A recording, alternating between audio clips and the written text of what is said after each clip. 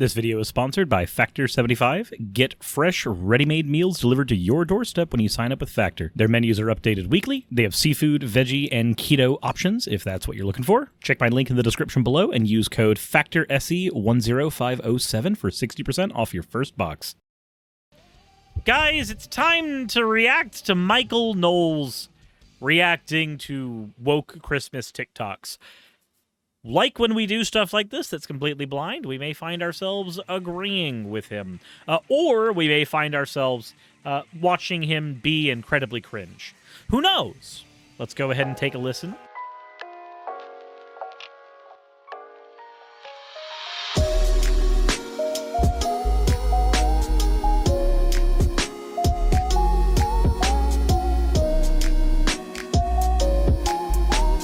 After we get into the fan art section.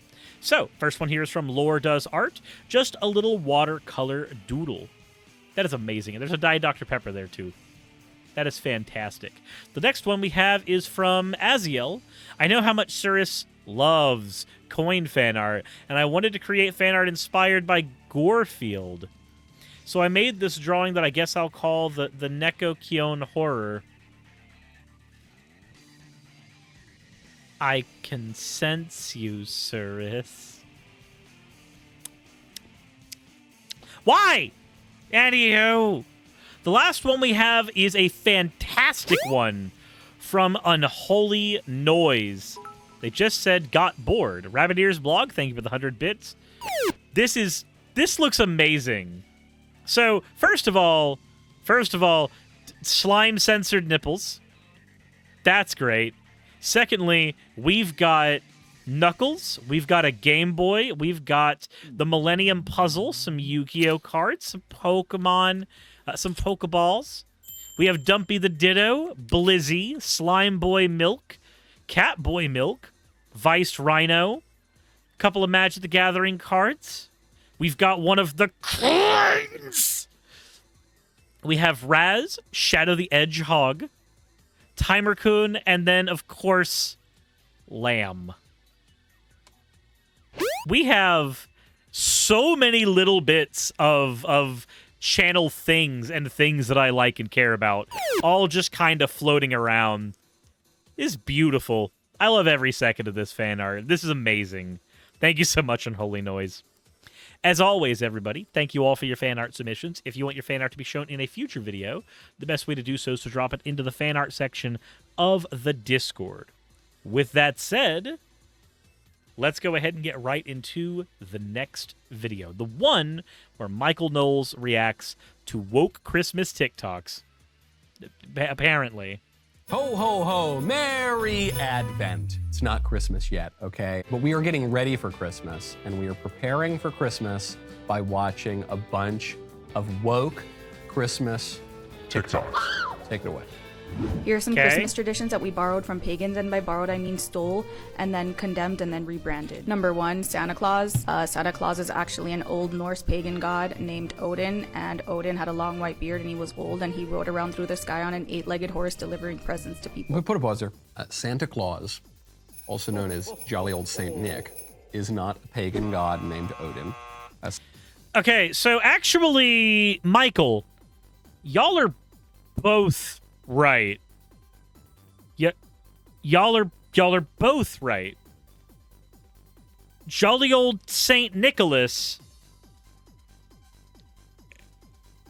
and a Norse god who delivers presents can both be the origins of the modern day Santa. Like, you're technically correct, but she's also not wrong either, Micheal. You both are looking at this from different angles, and you both are kind of right. But okay. Santa Claus is a saint named Nicholas. That's why we call him Saint Nicholas. And he was said to have given presents to little kids.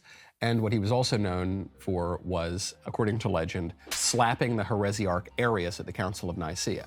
The story, probably apocryphal, but legends can tell us a lot about reality as well.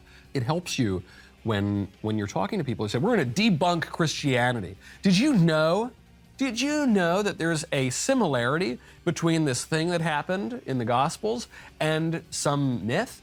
Therefore, the Gospels are fake and it's all just a repackaging of a pagan myth. No. Christianity is mythical in the sense that it partakes of types. It partakes of grand narrative. He's not technically wrong here, but we are going to speed him up a little bit because now he's doing what I do, which is focusing on a tangent instead of the next thing. It happens to be, however, the true myth. It is a myth that actually happened. Yes, it is mythical for a man to die and then rise from the dead. That's a theme in myth. It also literally happened. Okay, so now you've actually got to prove that one. I'm sorry, but I was with you up until the point where you're like, actually, no, this one happened, though. This one actually happened, though. Michael, we don't actually have a whole lot of evidence about that one. Christianity. So just because something is mythical does not mean that it can't be true. Number 2, the 12 days of Christmas, or the concept of Christmas in general. This comes from Yule, or winter solstice, which is a 12-day pagan winter holiday. No, put pause there. That's just so fake. You are fake news. They bring up all these different pagan feasts, many of which started after Christmas, by the way. The one that they usually go back to is Sol Invictus. There are others. She mentions Yule, but there's Sol Invictus, there's Mithras, there's Saturnalia, there are all these feasts. People will say, well, the Christmas holiday was celebrated by the Christians as a way to lure the pagans who were celebrating Sol Invictus over to celebrate their new holiday. That's not true. The earliest... That's not what she said, though. That's not what she said. She just said that Christianity, as a religion, a modern day religion, took from pagan ideals. She didn't say that Christians tried to take these ideas to lure pagans away from something. That's not a thing she claimed. What? Evidence we have of Christmas is the chronography of 354. That's the earliest textual evidence we have of this on a calendar. But it's also the earliest textual evidence we have of the Feast of Sol Invictus. So, in all likelihood, the Feast of Sol Invictus was actually made by the pagans as a response to Christianity. The Bishop Hippolytus of Rome. Or both, near the same time. Because it was a holiday approaching the calendar that was ending. Michael. When you say, yeah, this probably was this, and these both are here, and therefore Christians did it first. I'm sorry, I don't believe you. Why does Michael have a bottle of lotion and some Kleenex on his set? For the same reason I have a roll of toilet paper on mine. Said, how many cultures have some sort of holiday on and around the winter solstice? A lot of them. I just... This is like Michael going, aha, I found a nitpick, and therefore everything I'm saying is right and everything she's saying is wrong. Explains why Christmas is celebrated on the 25th, and it has nothing to do with some stupid pagan feast. It's because Christians believed that a divine life is perfect, so it's... I like how it's a stupid pagan feast when it's a different religion, but it's a holy venerated holiday when Christians do it. Exactly a certain number of years. Christ lived exactly for 33 years, and the early Christians understood the conception of Christ to have occurred on Good Friday, which is the day that he died. When you've got the dating of the conception of Christ to Good Friday, then you fast forward 9 months later, you get December 25th. And if that coincides even roughly with certain pagan feasts, sure, there might be some mythical or pagan celebrations there as well, but Christianity is the true myth. It's not just a baptizing of certain pagan traditions. It's a thing that really happened. Number 3, Again, you can say that, but you're going to need to give some evidence of that. Some evidence of a Jesus Christ of Nazareth that walked the earth and also was executed and also was brought back to life. I myself believe that Jesus existed. Like the person who the myths of Christus are based off of, I believe that person existed.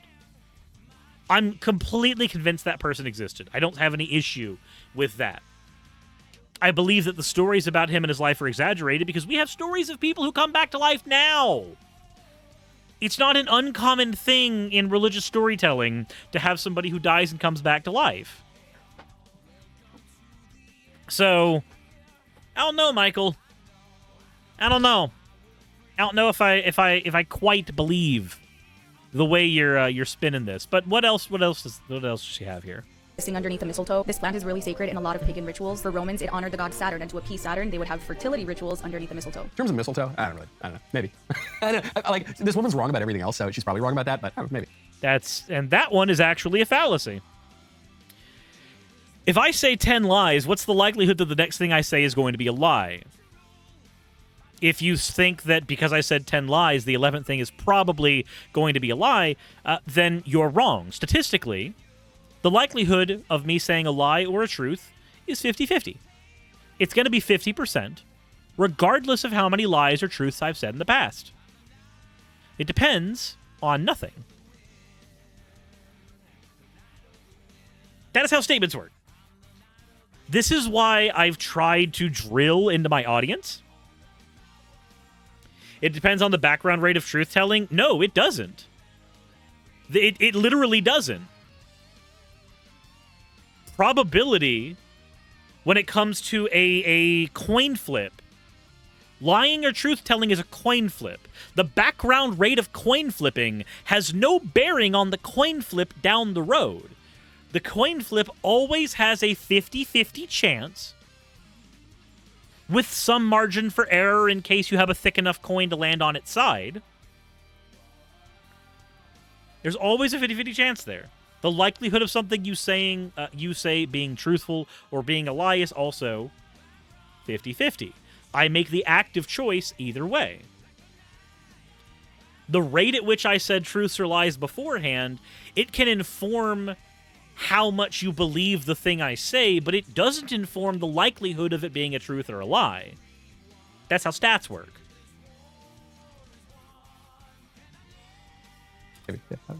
Number 4, the Yule star, in which each point represents one of the 5 different elements. Pagans used to put this on top of their Yule trees. And lo and behold, we now put stars on top of our Christmas trees, and we have the audacity to call the pentagram satanic. Put a pause there. What does the star represent at Christmas time? Symbol of the occult and the devil, or the star that announced Christmas? The symbol probably most associated with Christmas itself. I think it'll probably be the latter. Number 5. Or, okay, so I like how he tried to do the thing where he's like, aha, it's an occult symbol of evil and the devil. Or it's the star that the wise men used to find Jesus. Has anybody here read Da Vinci Code? Anybody? Because there was a lovely bit in the beginning of that book where the main character is having a presentation on the pentagram and how actually, while Christians believe that it's a symbol of the devil, and there's later conversations have twisted it to, oh, but if the pentagram is upside down, then it's a symbol of the devil. None of that matters. The fact of the matter is, pentagram is not a symbol of the devil. That's what happens when Christians get really, really scared of witches and then take symbology that the witches use and say, actually, it's the devil. And now we can go burn you at Salem. Hanging ornaments on trees. Each of these ornaments represented a god like Saturn or even a family's personal patron saints. Number 6, decking the halls, wreaths, Christmas trees. Pagans would put these up so that they would have some life and some greenery during the otherwise super cold and lifeless winter. Sure, yeah, that's true. I mean, the image, I was sitting out the other night. But I thought that the likelihood of her saying something true was really low, Michael. In my courtyard, and I was looking at the dead trees outside and my Christmas tree on the inside with the fire going and the lights on and everything, and I thought, wow, what a beautiful symbol of the incarnation. What a beautiful symbol of Christmas. We are living in this world that has been marked by sin and death, and things die, and we will die too. Life sucks, and then you die. But then you look inside, and you say, wait, there is hope. There actually is hope, and there is life, and there can be life everlasting, like with an evergreen tree. I mean, this is even getting back to her point about the star. Let's not forget the star that announces the birth of Christ is an astrological symbol. Plenty of pagans and occult sort of people looked up to the stars for signs. But because God is the God of the heavens and the earth, he's the God of everything, he takes that astrological sign, and it brings these magi, these non-Christians, non-Jews, over to see the true king, Jesus Christ. Keep going. 7, Christmas caroling, pagan. 8. Okay, and I can't even really disagree with him on that point, because he's just basically saying, like, hey, this is what my mythology states happened, and sure. Eggnog. What was singing is pagan now? The pagans get a monopoly on singing? I don't know, man. Anyway. Nobody said that the pagans have a monopoly on singing, but fun thing, during the rise of Christendom, singing was considered to be bad. And what I mean by that is, if you were of the royalty, then music performed with instruments was considered the music of royalty, whereas singing, which was done primarily by people who didn't have the means to use instruments, the money to fund them, the skill to make them in some cases, singing was the music of the peasantry, whereas the music of royalty was done with actual factual instruments. That could be closer to what she's talking about. I don't know. Mathematical says, I will disagree with him on this is what my myth says, so it's true, because he's a mythical literalist. Just because the myth say it doesn't mean it's fact. Oh, no, I agree with you there. Like, okay, so if his statement is, this is what my myths say, then I can agree with him. Cool, your myths say X, Y, and Z. If he's saying my myths say this and therefore they are true, then yeah, now I can hold issue. This is a video I should have brought Ocean on for. He's driving at the moment, so I can't. But it would be so easy to have Ocean on for this and be like, hey, I could use some pagan backup, my guy. 9, Yule log, obviously pagan. And number 10, my favorite, December 25th being Jesus' birthday. It was celebrated as Dies Natalis Solis Invicti, which means the birth of the invincible sun. There she It is. was dedicated to Mithra, or the Roman soul, until it was stolen by Pope Julius I and made into Jesus' birthday. So the birth of the invincible sun became the birth of the invincible sun. So again, as I mentioned earlier, that's just completely fake. There's no evidence of that whatsoever. That is bullshit. I would defy that woman to show me the evidence that the Feast of the Unconquered Sun ever existed, that was ever attested to before the celebrations of Christmas. She cannot find it. Oh, let's find that. Hold on. Let's see here. First celebrated Christmas. The first celebrated Christmas. Let's see here. 336 AD. And then this is what? The Feast of the Immortal Sun.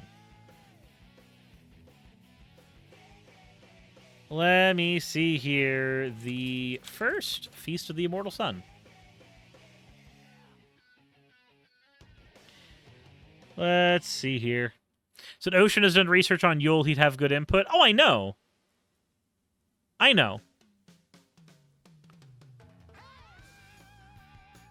So, okay. So when we look up the first celebrated Christmas, we get December 25th, 336 AD. That is the first recorded Christmas celebration in Rome. Now, let me hear this one more time. Unconquered Sun ever existed whatsoever. That is bullshit. I would defy that woman to show me the evidence that the Feast of the Unconquered Sun ever. Feast of the Unconquered Sun. Feast of the Unconquered Sun.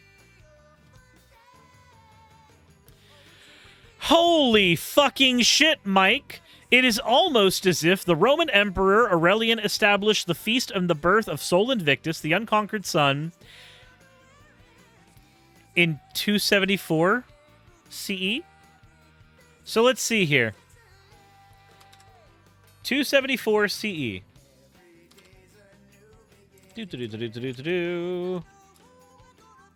Said cue the BS soundbite every time Knowles opens his mouth.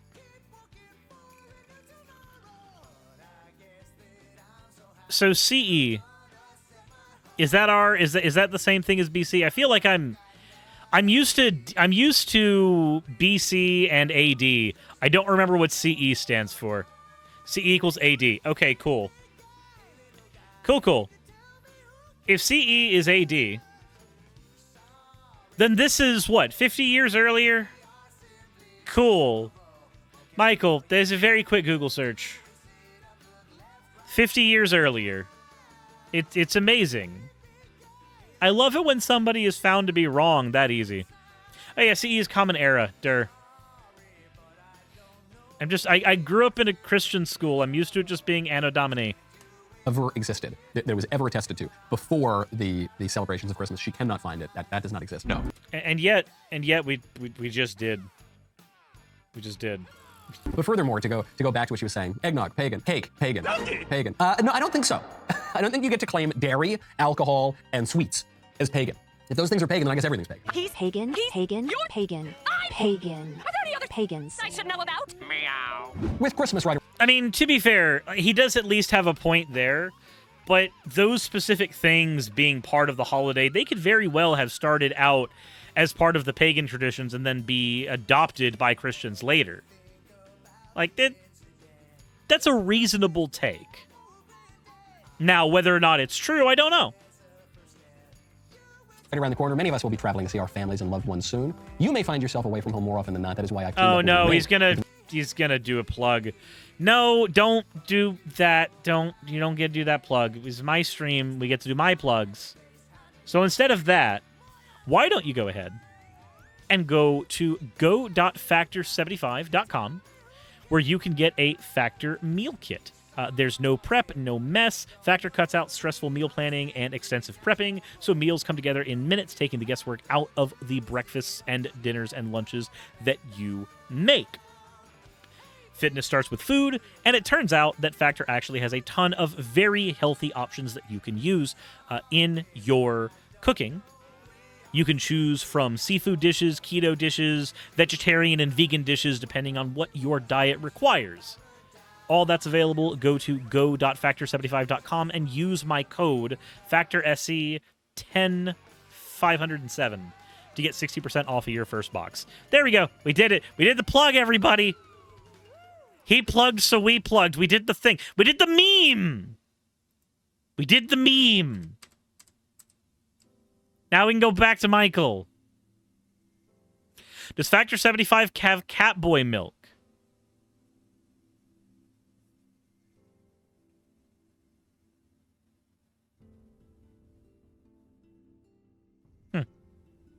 Anyway. The song Jingle Bells was racist. It was written by a rebellious composer who supported the Confederacy and performed the song in blackface. The songwriter James Lord... Put a pause there. We just want to put a pause before we get into whatever nonsense he's saying about Jingle Bells. Blackface is not racist.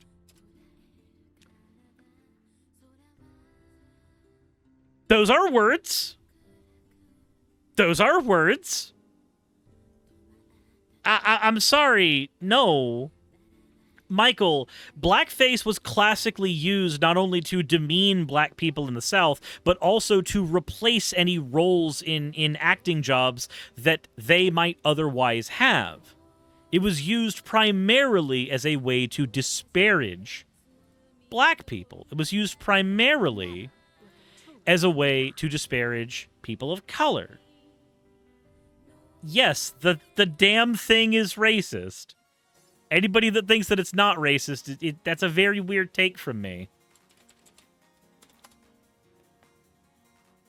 They'll probably get me in trouble with Media Matters for saying that. It's not racist. Blackface itself, the minstrel tradition, is not racist. Some of the most popular performers in minstrel shows of the sort of blackface type of theater were black men themselves. The creators of some of these characters, I think of the character Aunt Jemima, was created by a comedian, a minstrel comedian, Billy Cursands, who was... That's not the same thing as blackface, though. And even the character of Black Jemima was based on a fuck ton of racial stereotypes of the day. As a black guy. To say that all this stuff is racist is to erase much of the American theatrical tradition. Oh, please God. What they would say... No, it's not. You can say that the American theatrical tradition included racism in its early years, and that doesn't negate it or remove it. It just acknowledges that bit.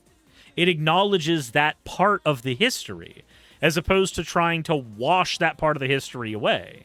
Say is everyone in all of history, up until this present moment, everyone living today except for me, is a racist. Because by racist, they just mean bad. No, nobody has said that one, Michael. That's a lovely straw man, though. Better than you, and we know it. And everything other than them is bad, so that's what they're insinuating. Okay, keep going. That's not, though. Songwriter James Lord Pierpont is the uncle of J.P. Morgan, you know, one of the richest men in America's history. While his father and brother took fiery stance against slavery, Pierpont became the staunch supporter of the Confederacy. Jingle Bell was not always its original name. One Horse Open Sleigh was the name that the composer gave to it. Where did he get the idea from the song, you ask? Although we sing this song during Christmas, it was not intended to be a Christmas song. Some historical accounts report that the tune was first performed for a Thanksgiving service at his church. These performances were performed in blackface. But what is a jingle bell? A jingle bell was a device that was put on the neck of slaves who were the most common to run away during the holiday season. Seeing that it was locked with bells at the end of it, it would jingle as they ran away and give away their location. So this holiday season, be sure you know your historical facts before you sing a song. I'll be doing more of these during the month of December. So look, I'm curious. My interest is piqued here. If he wanted to make that persuasive, he probably would have read the alleged original lyrics to the song, right? Because if you say, okay, actually jingle bells are not just jingle bells. We all know what jingle bells are. But these jingle bells referred to in the song, there are some secret kind of other jingle bells. And there are these super secret racist ones that you never heard of before, but that's really what he's referring to. He could be right here. I'm not 100% certain. This is one of those areas where I don't know. I don't know. Agamotto, how you doing? So let's just go ahead and take a let's do our due diligence. We did this for something earlier.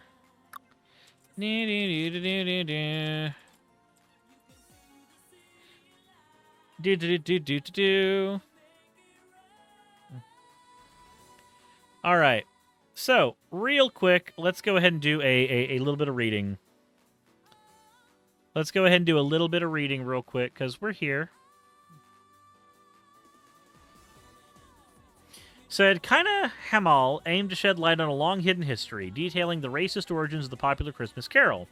Instead, the university lecturer ended up the target of right-wing trolling after her academic research on Jingle Bells was twisted into an example of liberal overreach.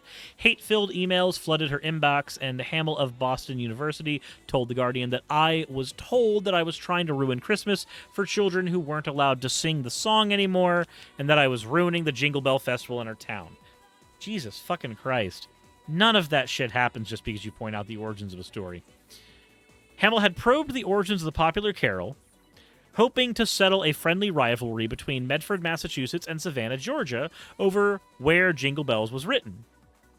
About 2 years ago, she stumbled across a rather different story. The song, initially known as One Horse Open Sleigh, was first performed in blackface in a minstrel show in Boston in September of 1857, and she discovered that. Hamill published the findings in a peer-reviewed paper in September, noting that during the past 160 years, the song had become an example of music whose blackface and racist origins had been subtly and systematically removed from history. The song was written by James Pierpont, who badly needed work after failing at several other professional ventures. Pierpont capitalized on minstrel music and entered upon a safe ground for satirizing black participation in northern winter activities. Last year, she detailed her findings to local media, yielding a front-page story in the Boston Globe and no backlash. This year, however, was a different story. Newest Christmas controversy has social justice warriors claiming the classic holiday carol is racist, a Fox News host told viewers earlier this morning. Breitbart warned that Hamill was urging people to shun the jaunty tune. Hamill said much reporting of her research was incorrect and laden with all sorts of absolutely absurd accusations. It was obviously an easy way to bait and politicize Christmas, she said, which seems to be what extreme political outlets want to do. She had never said that Jingle Bells was now racist, nor had she sought to discourage people from singing the tune. Still, the backlash was fierce, and her name soon became a hashtag on Twitter, racking up tweets as users opined her findings. Hundreds of hate-laced emails filled her inbox. Others tried to reach her by phone or through social media. She replied to a few of the emails, at times receiving an apology. Despite the fact that a lot of the hate mail was really horrible, people just want to communicate that they're stuck in this echo chamber. So I think people just want to be heard, and nobody seems to be listening anymore. Ironically, the controversy has sent interest in her research on Jingle Bells soaring, placing it currently among the most read articles on Cambridge University Press. If anything, this irresponsible reporting has drawn more attention to an academic article than would usually just sit in a journal that very few would actually read. Days into the backlash, she has no regrets about publishing the work. I was doing it what an academic does, said Hamill. I was trying to do the best research that I could write up.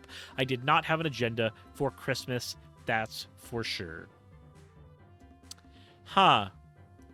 Almost as if, Michael, every word of what you're saying is wrong.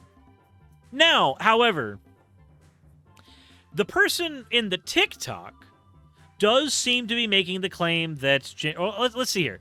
Were they making the claim that Jingle Bells was racist, or were they making a claim about Jingle Bells has racist origins? Jingle Bells was racist. It was written by rebellious... Okay. So, congratulations. I get to do the thing where I am against the person in the TikTok and Michael Knowles. Can we agree on something here as human beings, as people, for just a moment? Please, you and me. Can we agree that certain things can have racist origins and not be racist anymore? All of the racist underpinnings have been stripped away, taken out. They are gone now. Can we agree that that's a thing that can happen? That's a thing that can be done? That feels like the most basic-ass thing. When we do the stupid thing, and mind you, people like Michael Knowles will always find something to bitch about. If you correct all of your behaviors, then there are people... said they're saying was racist if we're being nitpicky. Yeah, but that's not... So, Jingle Bells was racist, the way they're saying that, only if you are being an absolute pedant would you come to the conclusion that they are not trying to say that this is racist now. Like, it's a racist song. Or at the very least, you would have to acknowledge that it's a 50-50. They could mean it was at one point, or they could mean that it is still. We'll go over the TikTok one more time just to see, but there are things that can have racist origins and not be racist now. There are things that can have benign origins and be caustic now. Let us look at how things operate today, in the here and now, to determine whether or not we make a judgment call on it. For instance, I have seen people get mad that me and other people use the term idiot, because at one point idiot was a designation that we gave that was medical to people, and we see it was seen the same way the R slur is seen today. And that's cool. But in that statement, I've already acknowledged that that's not what idiot means today. Idiot is a very benign term these days. Language changes, we should allow language to change. So, I find myself disagreeing with Michael and disagreeing with the TikToker. Twitch says, so the Pledge of Allegiance isn't racist? I don't give a fuck about the pledge. The pledge is a fucking cringe cult ritual we have. Whether or not it's racist is immaterial to me. I don't give a shit. Somewhat historically dubious. Okay, keep going. I don't want a lot for Christmas. There is just one thing. Here we go again. Oh, hey, buddy. Can you believe it's already Christmas time again? Yeah, about that. Can we dial back some of that Christmas crap this year and maybe share the season? Share? With who? Me. You're all about celebrating a Jewish kid anyway. Santa's Jewish? No. So you lied. No, I'm talking about lying that you're on the naughty list. There is no naughty list. Exactly what a kid on the naughty list would say. You mean there's no naughty? You're not the only holiday. Okay, so obviously we're talking about this is a joke, right? Like, what's going on here is a joke. I feel like critiquing this joke is maybe a little dumb, but... Thank you. Everyone always forgets that. Easy does it, Kwanzaa. I got this. Of course you do. I mean, think about it. 7 days belong to him, 8 belong to me, and 12 to me. Oh, my God. What does God have to do with this? Everything, you stupid, secular son. All I want for Christmas is you. Okay, that's actually funny. I half love this video. Because I it's do love that the funny. Hanukkah guy is attacking the Christmas guy for not knowing anything about Christmas. But if his argument is that Hanukkah is on the same par as Christmas, that's just ridiculous. What? Christmas is celebrated by 96% of Americans. Christmas is a major Christian holiday, one of the most important Christian holidays. Hanukkah is celebrated by about 2% of Americans. But even so, you say, okay, well, just because it's a small number of people who celebrate it doesn't mean it's not important. Except it's actually not that important because it's not a major Jewish feast. It's a minor Jewish feast. It would be like celebrating a saint's day, St. Joseph's, the Feast of St. Joseph. I love St. Joseph. Great. I love to celebrate the Feast of St. Joseph. What is it, March 19th? But it's not on the same par as Christmas or Easter, okay? I'm pretty sure it's on the same par. I'm pretty sure it's on the same par. Like, I know that, like, Christmas is the penultimate holiday, but from somebody who's secular, from somebody from the outside looking in, they are both important holidays to their respective religions. Saying one is more important than the other would be an error of either category or scope in this case. Also, I feel as though there's a tiny underpinning of Michael Knowles wanting to just be like, actually, this one's not important because it's Jewish. I don't know if that's the case, but if it quacks like a duck. Likewise, Hanukkah is not on the same par for Jews as Passover, let's say. Sukkot, Yom Kippur, something like that. And then Kwanzaa is a socialist contrivance that was made up in the 1960s. And it was made up by Looney Tunes socialists at Cal State Long Beach. They ended up getting arrested for torturing and imprisoning women, falsely imprisoning them. He hit them on the head with a toaster, put soldering irons in their mouth, all sorts of terrible things. But it's not celebrated by really anybody. It's celebrated by, I think, 0.2% of Americans. Totally made up anyway. But I did like it was kind of funny. All religions are made up in this case. All of their holidays are made up in this case. My guy. Okay, so a religion is just a set of practices and beliefs that come together to, like, when you have practices, beliefs, and traditions that all come together to form a cohesive myth, you have a religion.